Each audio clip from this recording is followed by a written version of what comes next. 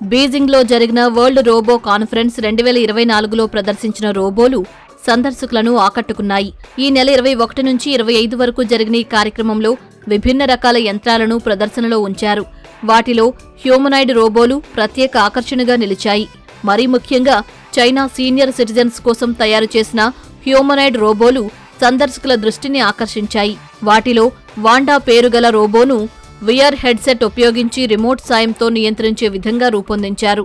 వాండాను రిమోట్తో నియంత్రిస్తూ ఇంటి పనులు, లాండ్రీ పనులు చేసి బట్టలు మడతపెట్టడం, వంట పని వంటి కార్యాలను వృద్ధులు కూర్చున్న చోట నుంచే చక్కబెట్టే విధంగా రోబోలను తయారు చేసినట్లు కంపెనీ ప్రతినిధులు తెలిపారు. చైనాలో వృద్ధుల జనాభా పెరుగుతున్న నేపథ్యంలో ఈ హ్యూమనాయిడ్ రోబోలు వారి రోజువారీ పనులు, ఆరోగ్యాన్ని మానిటరింగ్ చేసుకోవడానికి ఎంతగానో తోడ్పడతాయని వెల్లడించారు.